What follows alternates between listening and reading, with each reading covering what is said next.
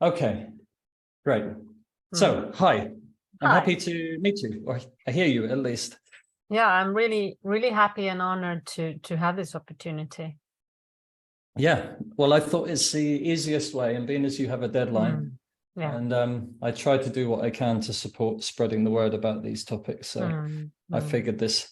I'll leave the work of writing the article to you, but we can at least have the conversation. Yes. Yeah. And you wouldn't be able to check it because it's going to be in Finnish. Sure. So no worries about that. And you said that you had booked to come to a workshop in 2015. Yes. That was cancelled. Now, I don't actually recall what was happening at that time and how it came to be cancelled, but maybe... it was the Gen conference in Finland. Yeah. And it was supposed to be before the conference. They had some workshops. Right. Yeah. And maybe there wasn't enough participants. I don't recall. I don't recall. Yeah. Maybe that was the case. Yes, I think it might have been. Okay, well... I'm happy to meet you now. Anyway, did we meet anywhere else, Selma? I don't know. Have you attended Gen conferences? A couple. Yeah. I've been to Krishna Valley. Right. No, I wasn't there. The only other one I went to was Zeg. I wasn't there. But you were in Findhorn then? I was, yeah. Yeah, I was there too. Yeah. So probably we met somewhere. No, I wasn't. No, Lily came. That's right. I didn't come in the end for whatever reason, but Lily came, I remember. Yeah. Okay. So you sent your email, which had a number of questions already in it. Were they the questions that you were hoping to explore? Yeah, at least to start with. We can discuss more, but these are the questions I had in my mind. Right. Okay. And if you see me looking off screen, it's because I have another screen here with the questions up on it. So. Okay, so how about we start at the top then? Because you were saying that you started a foundation based on sociocracy, and it's been quite some struggle. Very few and way too many roles. And you're learning facilitation skills, which works fine, but everywhere else but in my own home ground. So you mean with this foundation, right? Yeah, with the foundation, I have difficulties to create trust. I would say. Yeah. Okay. Well, that was the other thing then. Yeah, you said difficult to create trust among people who are used to either lead or be led. Yeah. So certainly that can be challenging. And I accept this is going to take some time and it's not going to be easy. You stepped out now from the executive board. Any advice for you? Yeah. Okay. And also later on, you asked, how did you end up working with S3? So I think maybe...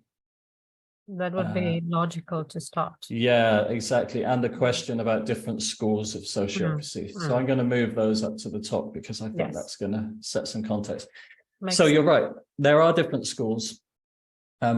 We somewhat controversially to some perhaps decided to call what we were developing sociocracy 3.0. 2.0 or classic sociocracy, as I refer to it often, is what we use to describe Gerard Endenburg's sociocratic circle method. And for me, 1.0 is everything that came before Gerard. So that would be Comte, Lester Frank Ward, Cees Booker and Betty Cadbury, taking some of the early thinking of Ward and Comte into a practical application in the school that they founded in 1926 in the Netherlands.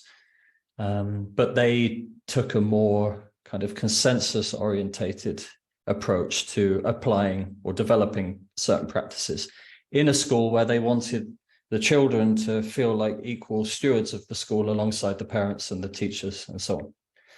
So it was kind of, from one perspective, perhaps an early democratic school, but rather than majority, it relied on consensus.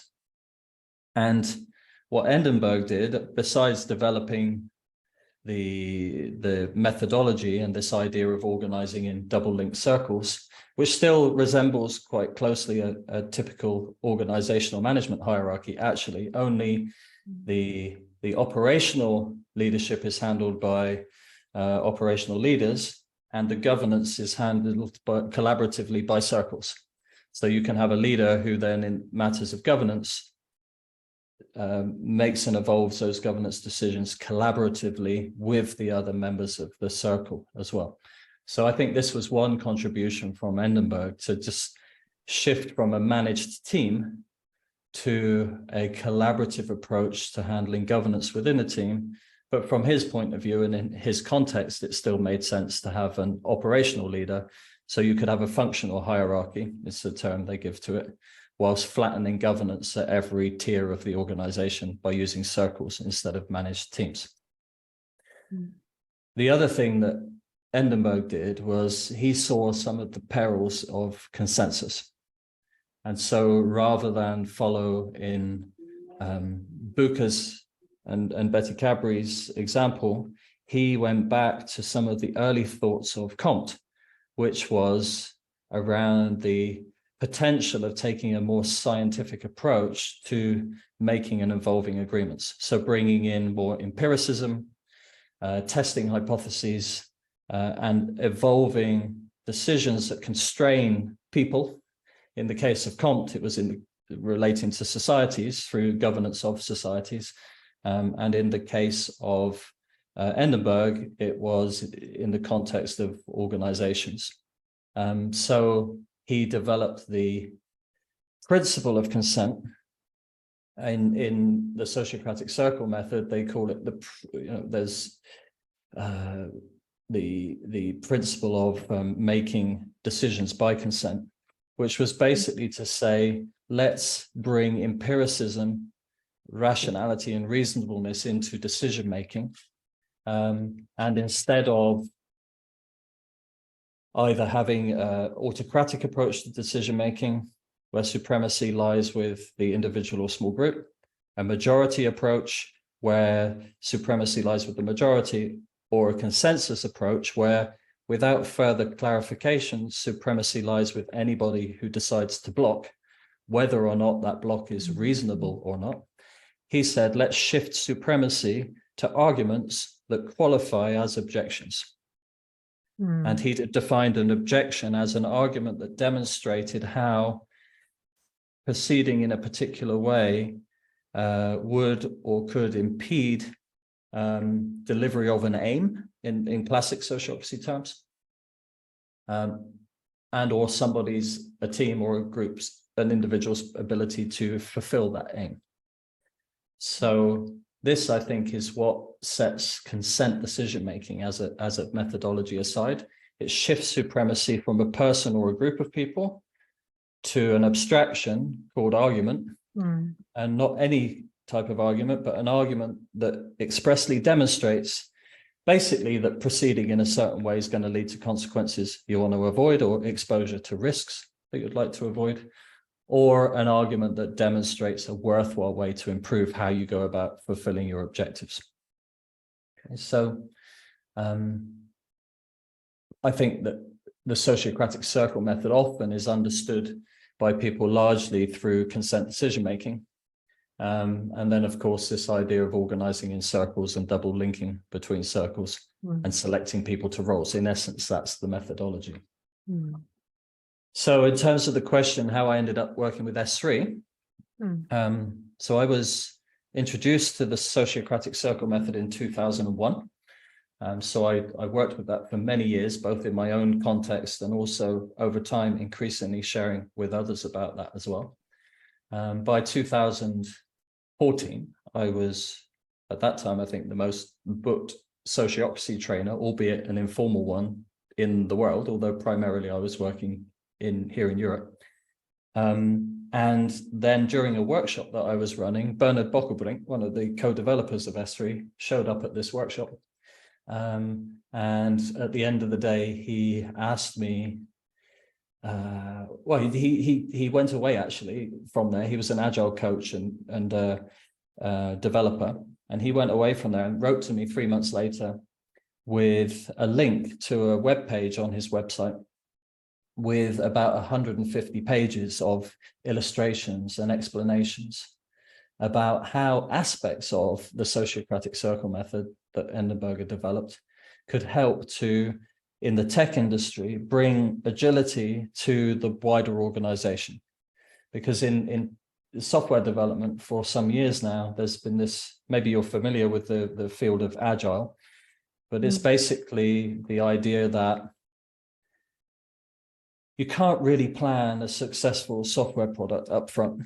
You can try, but by the time you deliver it a year or two later, you find out many things don't fulfill the customer needs, and or the world's changed so much meanwhile that it's become irrelevant.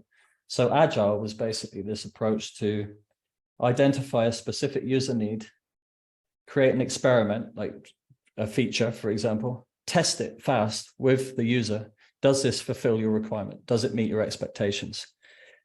Was it even what you thought was required is what you required? And by doing this, you can develop the software iteratively, a small piece at a time, get rapid feedback from the user, and make changes based on what you learn. And this enabled a far more effective use of resources and time to develop effective software that was much more current, up to date, and every single piece was tested fast, so that if it was inappropriate or it could be improved, then you could learn from that. And if you think about it, Endenburg's sociocratic circle method was taking that basic idea to governance in organizations. He was saying, let's make an agreement, good enough, safe enough, we'll execute that agreement. It will constrain people's behavior and actions in the system. And then we'll learn fast whether it's good enough or if there's ways it can be improved. And if it can be improved, we'll bring that wisdom in to evolving those decisions iteratively and incrementally over time. Basically bringing this idea of agility to governance development as well as product and service development, like you see in the tech industry and now wider afield. Is this making sense to you so far? Yes. Yeah. Okay. So this is what Bernard was excited about, because a lot of companies today, most companies, big companies, have an IT department of some kind.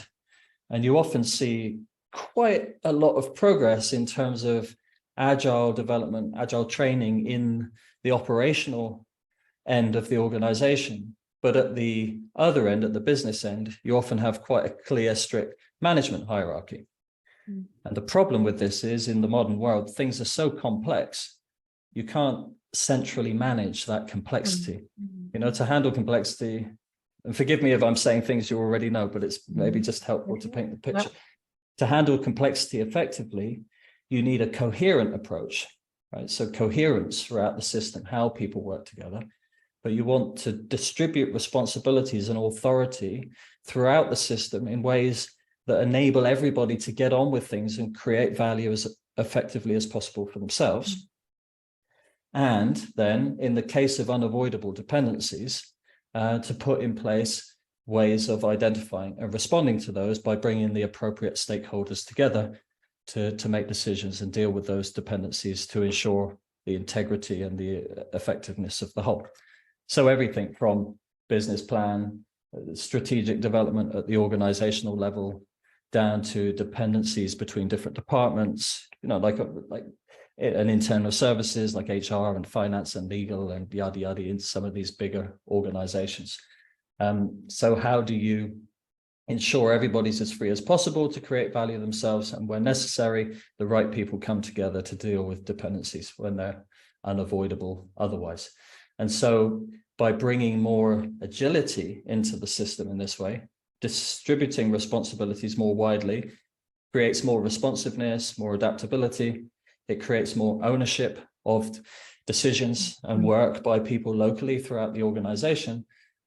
That's all nice and fine. It's more humane, but it's not just that. It's like there's a business game to that, which is you're able to adapt to changing markets, changing contexts, changing environment more quickly than you're able to do if you're trying to manage everything in a centralized way. So that was the problem Bernard wanted to solve, and he saw how some of the ideas of Endenburg could help with that. But there was a catch, because I went to Berlin following that email exchange with him, and I said, let's work together, because he understood a lot about agile and lean. I understood a lot about sociocracy, and so we said, let's combine forces. And it was only intended originally just to be a set of learning resources for the tech industry, to be able to think about some ways to maybe scale agile across the wider organization. But at some point, Bernard asked me, how many examples do you know of organizations that chose to implement Endenburg's sociocratic circle method, and over time, they've persisted doing exactly that? And my answer, and I know there are some examples in the world, but not many, in my understanding. My answer was not many at all. And so he said, well, what happens then? And I explained that people keep the things they think works, they change things that they think doesn't work, and anything they think is irrelevant or useless, they just discard and they carry on doing the things they did before. Not always with great outcomes, but regardless, this is the reality of what human beings do. And so he said to me, maybe we should tell the world about that then. And this is what led to the birth of S3. And the kind of defining characteristic, I think, of S3 is that it's not a method or a framework. It's a set of options, or like a menu of human behavior patterns that emerged through human collaboration in different contexts over time. And they prevailed because of their usefulness in certain contexts some of the time. And with S3, what we've attempted to do is to document some of those patterns. I mean, practices, processes, and guidelines that are useful in certain contexts some of the time, with the invitation to people that if it's not broken, don't fix it. So don't use S3 patterns for the sake of S3 patterns. But when your current approach fails to bring about the results you expect or wish to see, and you're looking outside of yourselves for inspiration and alternatives that may help you to improve, then S3 provides a number of options that you could consider. Prioritize your areas of need in the organization, and then pull in patterns and experiment with them to see if it helps you to learn and improve. And so this is the whole point of S3. It's there to complement, enrich, support in response to prioritized areas of need where the current approach is failing to bring about outcomes that are desired or expected.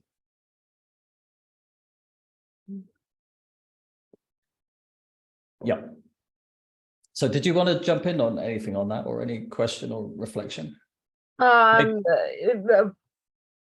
One fundamental question comes to my mind now, because this started kind of business oriented. Well, when you work, when you're earning a salary, you have a reason to stick with a system. But, and also if you live in a community, then yes, you also want to stick with the system decided together. In many communities, there is a need for this horizontal decision-making method.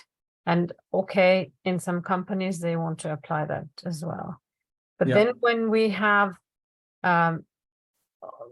foundation or association, then you only connected voluntarily.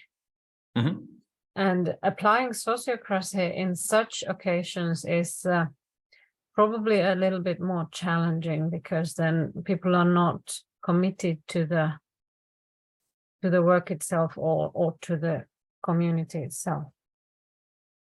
Right. Well, there's a few things you're saying there. So people being committed to the work and or the community itself, this is one issue. And then you've got people trying to apply some kind of system. So firstly, in terms of S3, you could argue, S3 is a system of patterns, but the point here isn't to apply S3. People don't agree to use S3. That's not the first or even the second consideration. The first question always is, where are we challenged in the context of what it is we say we want to do together?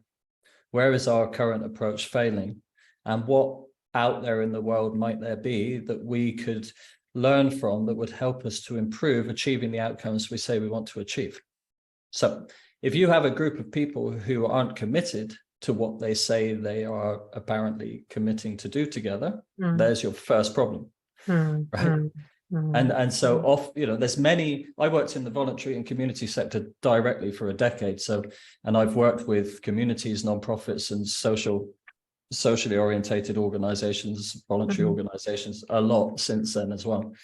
And one thing I see is that the reason why people join these initiatives sometimes isn't directly related to what the purpose of that initiative is in itself. People join for many, many reasons, for connection, for a sense of meaning, maybe to pursue whatever it is the purpose of that initiative is, but not necessarily either. And so, clarity on why an organization exists to begin with is really important, and a clear contract between whomever is already in some way stewarding that organization and others coming on board is really important. Clarifying responsibilities and expectations is really important at the start. And so if you have people who jump on board without that clarity in the contracting, and there's various reasons why people were motivated to join that initiative somehow, then over time, you're going to see the symptoms of that, in terms of different people with different levels of commitment, interest, and so on and so forth. And so for any organizational initiative to succeed, it really does require some commitment from the people who join. And the best way to get that commitment is to be really clear on what the purpose is to begin with, and have a clear contractual agreement about expectations even when people join, right? That's first. Let's forget sociocracy, holacracy, S3 or anything else. This is just basic good sense in terms of organizational development. Then you've got the question of, okay, how do we organize? How do we govern this system? How do we organize work? And how do we do the actual work? And so if your approach is good enough already, then don't bother looking to sociocracy or S3 or anything else, right? If, however, it isn't good enough and you have challenges that you're facing, and or you're just starting out and you would like to put in place a coherent approach from the start, then of course you might look to something like sociocracy 3.0. That's the case here. So I was enthusiastic about sociocracy. I started the foundation and I wanted it to be safe for somebody who wants to devote to land. So I insisted that it's in the statutes of the foundation. Okay, and what decision-making method is sociocratic. So somehow the assumption is that people who join would also know what sociocracy is, or be willing to learn it and so forth. But as you said, there are different reasons for people to join. Totally. And sometimes it's not to learn sociocracy.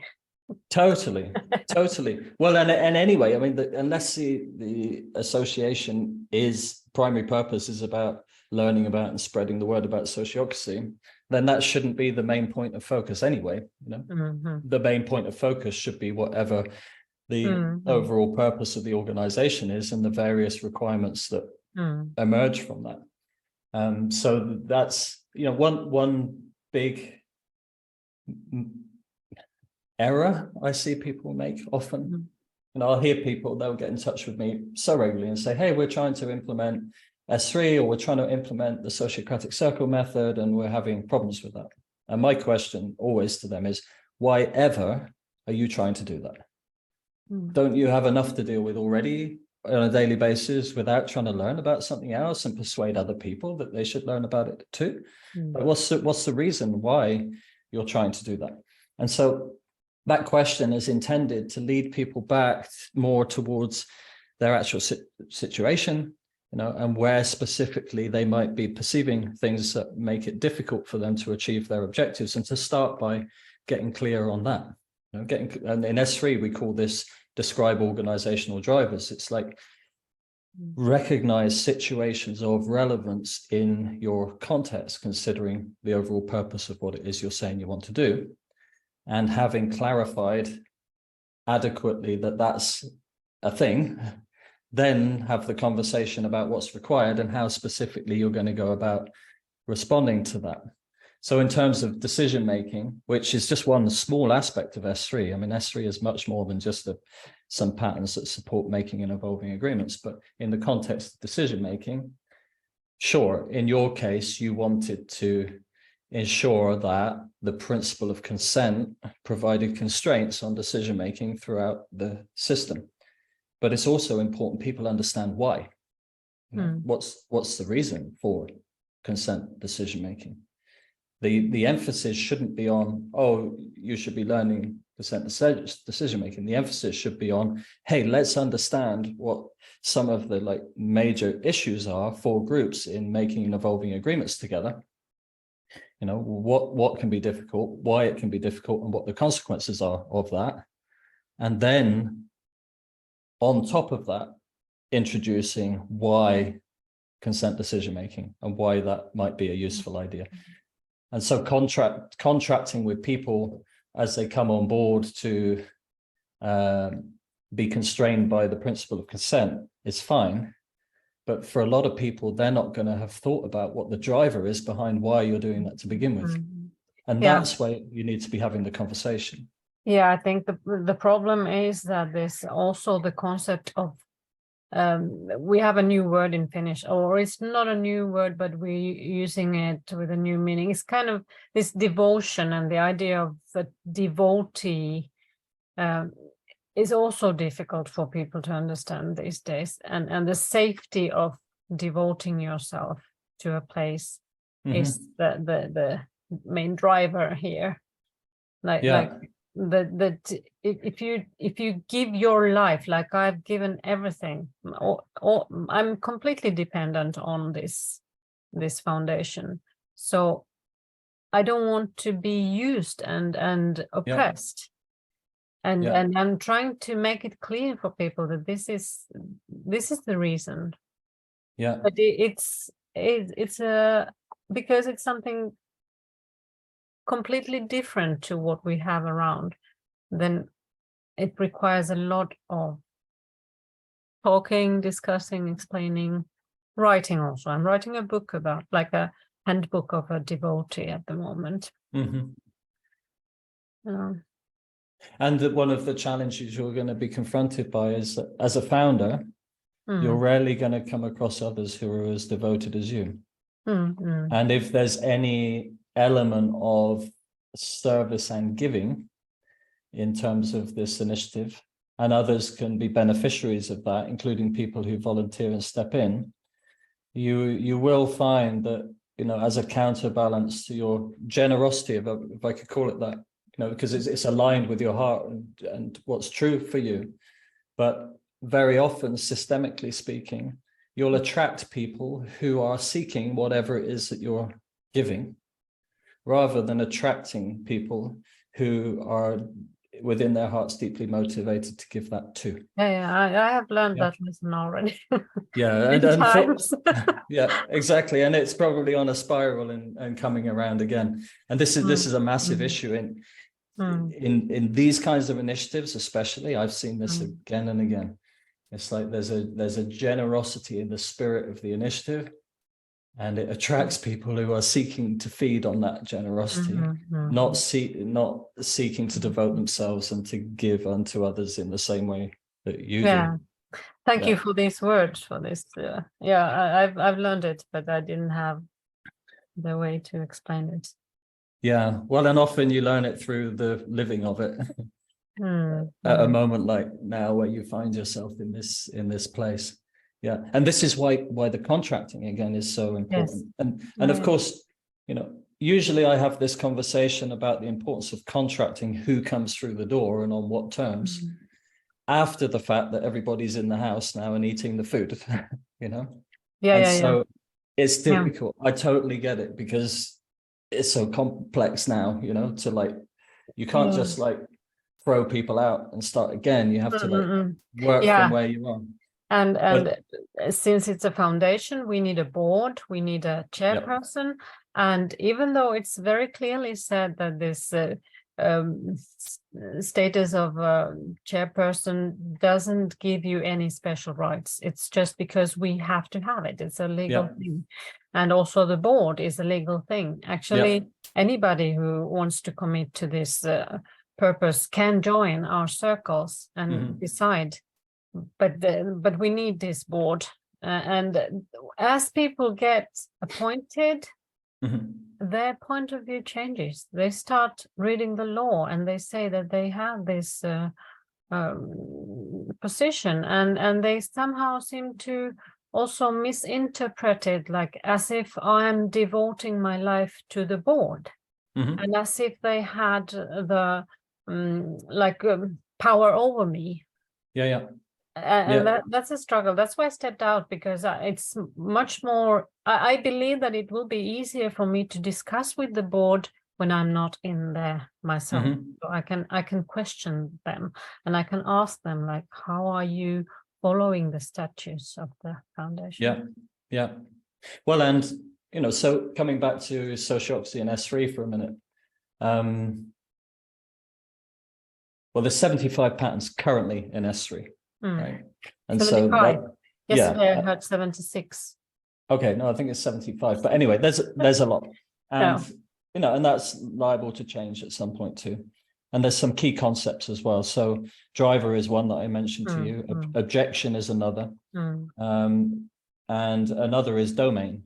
And domain is a distinct area of responsibility and authority within an organization. And so coming back to conversations about the board, first and foremost, clearly defined domain for the board is really important. What's the overall driver they're responsible for?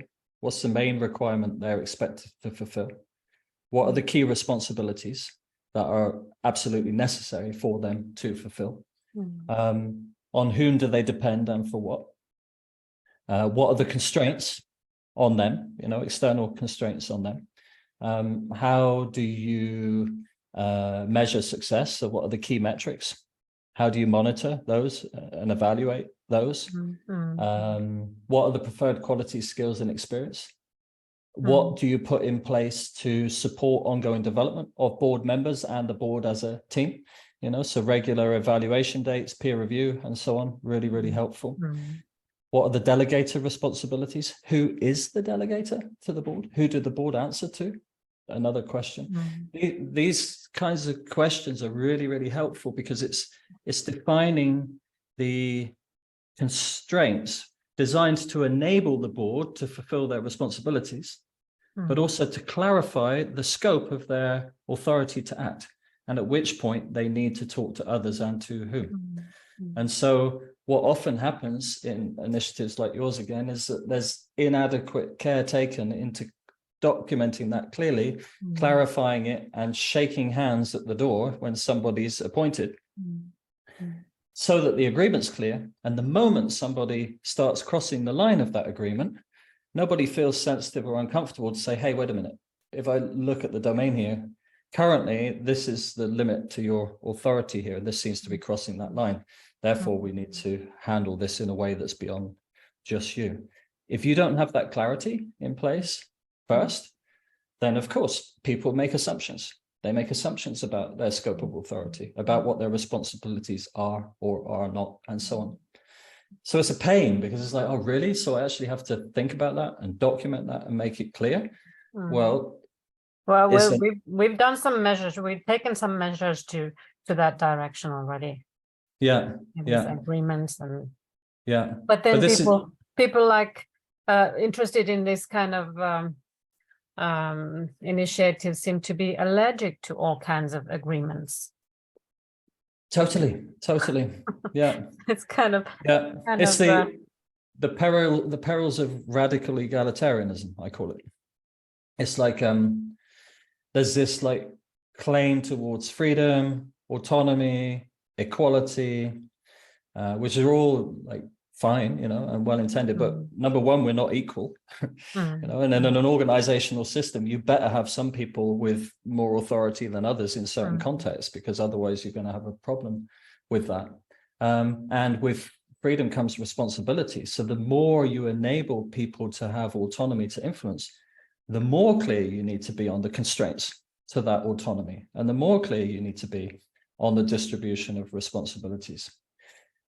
And if you want to bring equivalence into a system, meaning people affected by decisions are able to make or at least influence those decisions, then you have to document those agreements. You have to be more explicit about it, not less. You can't just leave everything to assumption. And the problem is that people confuse enabling constraints that enable more freedom, productivity, value creation, and so on, with constraints that limit, And so coming out of an era of command and control and the wounds that came from power over and so on, power, structure, leadership, they all become dirty words. But power always travels through the path of least resistance. So if on the surface, you're trying to disown power and influence and authority and so on in the system, then it's going to come through the individuals who are most predisposed to express that anyway. And oftentimes in a kind of pluralistic context, those people aren't even conscious of the fact that they're doing it, So there's a kind of hidden fundamentalism to their egalitarian driven ideology that, denies power over, and yet somehow anyway, this power expresses through them. And this is where you start to see that exactly the symptoms you're talking about. People in positions that do require some responsibility and do give some privilege and authority, and an absence of constraints around that, a denial, like genuine, like unconscious acknowledgement of the kind of fundamentalism in their point of view, then exercising that power from a place of entitlement, as if that's precisely the most appropriate thing to do. And so if we flip that on its head, what's the solution to that? The solution is making responsibilities and the distribution of power to influence clear. You see, you make power explicit, you make leadership explicit, you make any hierarchy of accountability, where does the buck stop? Explicit. And this is very difficult for people who are entrenched in a more egalitarian point of view. It's like it's a step on from command and control, or a more feudal fundamentalist power over paradigm. But it's not an integral perspective, it's a trap. It's like in the pursuit of equality, we end up back with tyranny again. And so again, unfortunately, an initiative like the one you've kicked off here is highly prone to that. And it requires some bodies who have enough of a kind of integral perspective on that to be able to see those issues and to be able to support with putting in place constraints that at least when somebody unwittingly, unconsciously acts that out, they bump into something or someone, and there's some being held to account there, you see. And the way you typically do that in a system like yours is through clear documentation, clear contracts. Okay, so now I got a lot of advice. I have to go back to the questions I asked. Let's do it then. Let's do it. And I'm not sure on your timelines. I could manage 20 minutes more. Okay. Me too. I also have another. So this thing, it seems very difficult to create trust among people who are used to either lead or to be led. Well, interestingly, people who are used to leading and used to more traditional ways of organizing appreciate realizing that not the Sociocratic circle method, but bringing in S3 patterns is about evolving a bespoke organizational structure that most enables the creation of value. It doesn't argue for radical distribution of all responsibilities and power to influence. It doesn't argue for flattening a system. It argues for identifying areas of need and evolving agreements, including the way in which the organization is structured and responsibilities are distributed, according to what can be learned about how to most enable value creation, both locally and across the system as a whole. So people who are like standing more for that are going to already trust that far more than anyone who is pushing for flat organization, everybody involved in everything, yada, yada, because the more conservative people are going to push back on that and argue for some elements of the traditional way of doing things. And on the other side, the more liberal progressive people are going to argue for change and doing it in a different way, and they've both got some value to bring in that. And so one way to think about evolving organizational structure isn't according to what Gerard Edinburgh said or Brian Robertson said or anyone else. It's around, okay, in our unique context, what can be distributed to others because there's no need for creating dependencies around that, so people are free to act. How do we get clear on those areas of responsibility that people have and support them in that? And where are those unavoidable dependencies? And in that case, whom should we bring together to take responsibility for those or for that? That's going to lead to an emergent structure where people on the more progressive side are going to feel relaxed, because it's very much around the perspective of freeing people up as much as possible. But people on the more conservative side are also going to relax, because they're going to be seeing, oh, well, this makes sense, because, you know, there are some people who are taking responsibility for ensuring integrity of the system as a whole and bringing the positive aspects of tradition into the current system, whilst at the same time evolving it when the constraints of that more kind of traditional approach are inadequate to deal with the complexity that we are confronted by. So that's one thing. And the other thing I'd say is you can't create trust. Trust is a symptom of the sum of the people involved and the context in which they are together.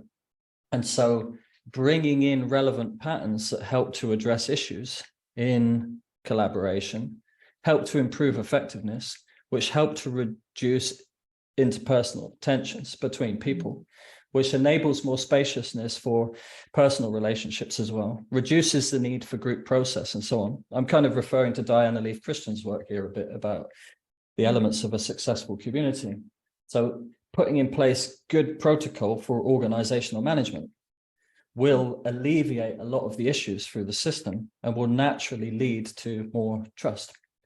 But you won't get trust from saying we should use sociocracy. You'll get trust from inviting and facilitating dialogue around where are we challenged right now? Where, despite our best efforts, are we failing to bring about the results we expect or wish to see? What are we currently doing? What works? What doesn't work? And in those cases where we can see the argument for change, what could we try or experiment with differently that might help us to improve? You're going to bring people's attention to the problem. It's like a problem reaction solution approach. You know, people see the problem, they acknowledge it for themselves, they connect with their own wish to do it differently, and then you explore how to go about doing that differently. And that might include looking to patterns from S3 and nonviolent communication or restorative circles or whatever else it is as well. Okay, so that's what I would say about trust. Yeah. Okay. It's a sucky position to be in, the one you're in, Summer. It's not an easy place to be. I just want to say that really from my heart, because I've been closely involved with, well, mainly women actually, a number of older women since my mid-20s when I first came across sociocracy, who really did like commit a huge part of their life and resources to initiatives very well intended, and then kind of bumped into the sort of challenges that you're describing. I really understand it can be challenging and painful on many levels. Yeah, but it's also teaching. It's teaching me a lot. Totally. Learn so much. Yeah. Well, you know, on that, I asked myself years ago, working with a community for right relationship and personal planetary transformation, where the people were at war with each other. Why is it that well-intended groups of people come together to contribute something in service to the world and end up generating the very situations they're seeking to change? And I figured it's one, because initiatives like that attract people. It's like the wounded healer, you know, people come to that context because of their own wounds and personal exposure to that often, and want to contribute to other people having a different experience in the world. But on some level, maybe too, as a way to avoid being confronted by a mirror that mirrors back their own wound and their own vulnerability to them. And I realized that in many cases, for people to truly be able to make that change in the world, for a group of people to truly facilitate the evolution of more right relationship and personal planetary transformation, they have to have walked the talk. They can't just talk. And so the universe, in all its generosity, kind of says, okay, so you say you want to contribute in this way, then I'm going to continuously bombard you with situations that over time will expose you to all of the experiences necessary to heal your own wound, to come to terms with it, to be able to own that vulnerability in full consciousness, and then from that place to be in service to others. And yeah, I think. Okay, but I have another idea about this. Why is it so? Why they end up arguing is that they assume that they agree. And that's the beauty of sociocracy, I think, because it's an answer, or it kind of directs us to look at an issue from all different directions. And my idea is that we basically, the best foundation for cooperation is to realize that basically we disagree.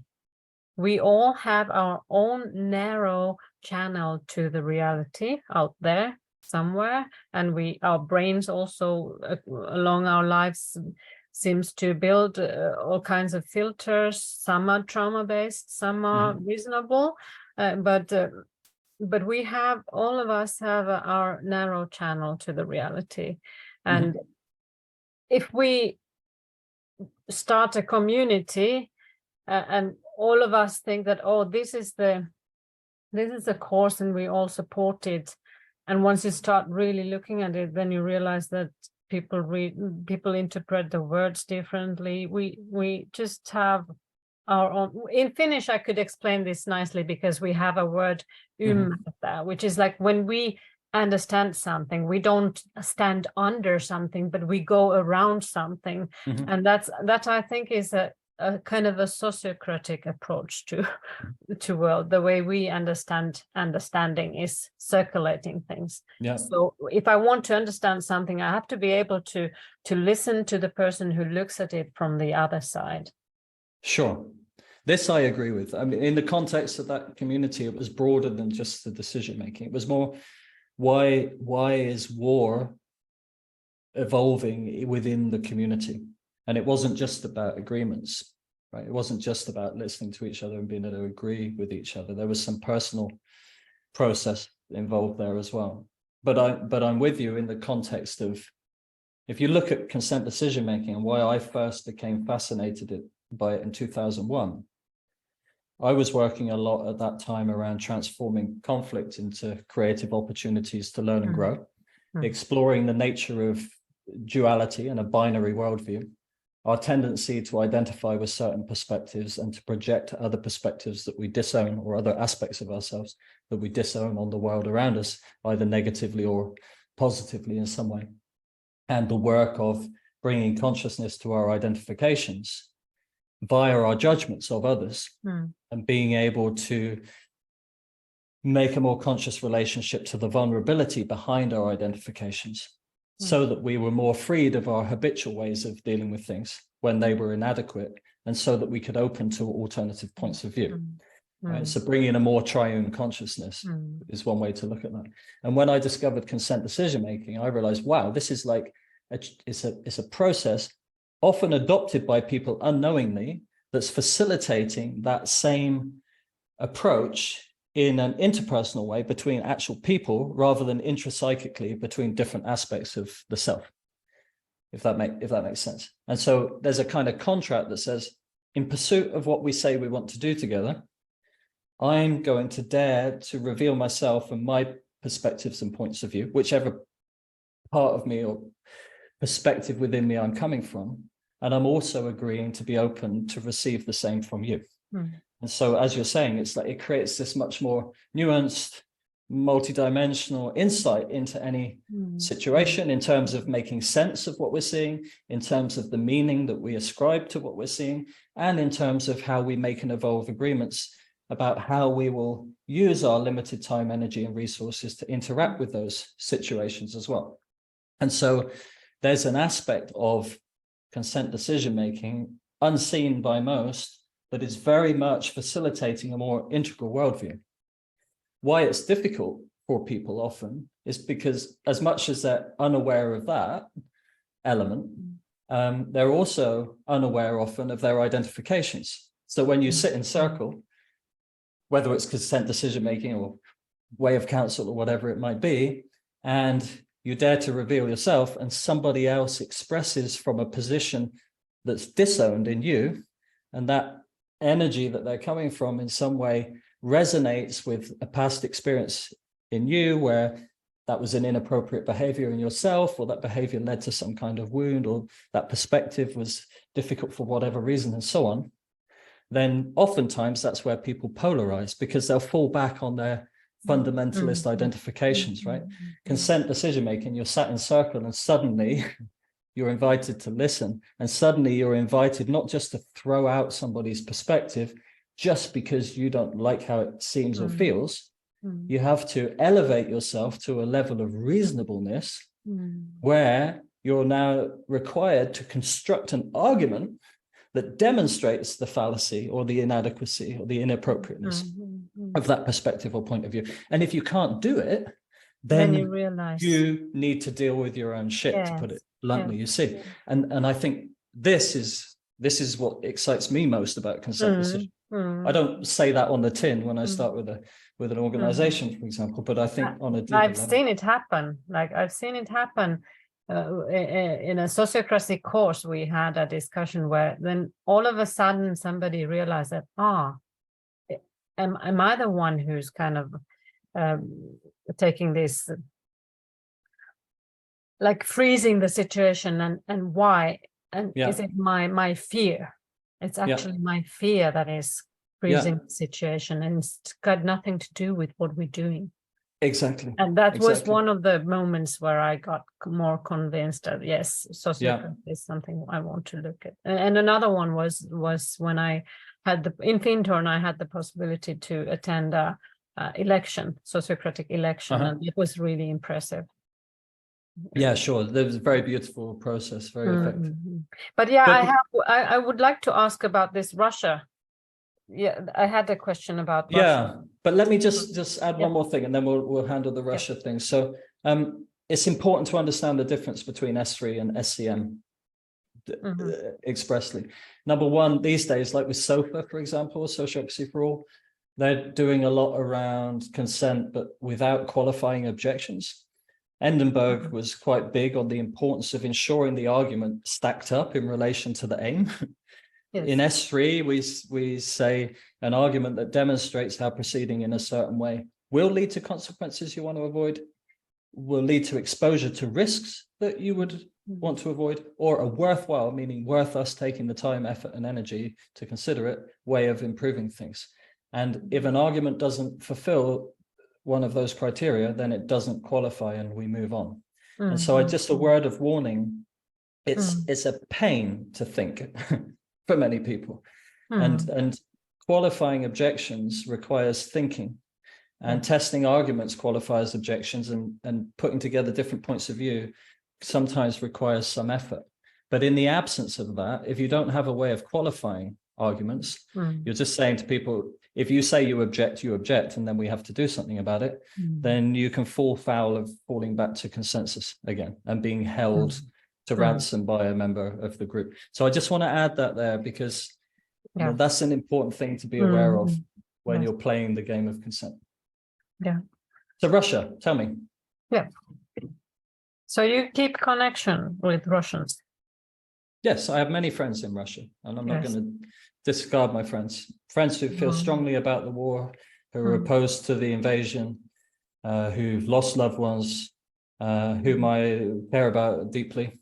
And I think it's a mistake to divide like this. You know, we need more transparency, we need more openness, we need more conversations cross borders, not less, in the case of situations like this. And to broad brush everybody under the term Russian, as if they're all violent and tyrannical, is just a nonsense. And I don't. What holds me back from doing, like, keeping so much connection is that I fear for my friends. Like if I discuss things openly with them, via internet, then I'm frightened that they will have to pay for it somehow. Sure, yeah. So I don't lead on that. I leave it for my Russian friends to share with me as they will. Yes. But we have Russian people regularly in our courses. Many of them now have left Russia, actually. Most of them. But some are still there, like Dmitry. You know, he's there and he's putting his head above the parapet. But he did that before the invasion, to be honest, because just talking about self-organization, they're talking about more decentralized systems can be seen as some kind of threat, as it can in China and other places as well. So yeah, so it's not lost on me the risks around that, nor my friends. But I personally choose to keep my connection with Russians. On the day the invasion happened in Ukraine, we had 7 people from Russia in a course that we were running. You know, and it was very powerful to have people from all around the world, including quite a strong representation from Russia, and to be with them over the early weeks of that invasion and to hear everything that was happening for them in terms of how that was impacting their lives and their hearts and their livelihoods. And so but my view I somehow, so when I was listening to Dmitry, I saw this possibility. Yeah, I'm naive and I believe in good things happening, but I saw this future possibility of Russians learning sociocracy through business, like through their work, and then realizing that actually, yeah, this works and we could manage the whole country, and they could kind of jump over the democratic phase and go directly to sociocracy. Maybe I don't know, but I'm with you in the sense that it's definitely worth doing all that we can to infiltrate those systems with other perspectives and points of view. And for all of Dmitry's naivety, there's also an enormous amount of courage there in him as well in doing this. And I know others like Business with Meaning. I spoke online at a conference there last week.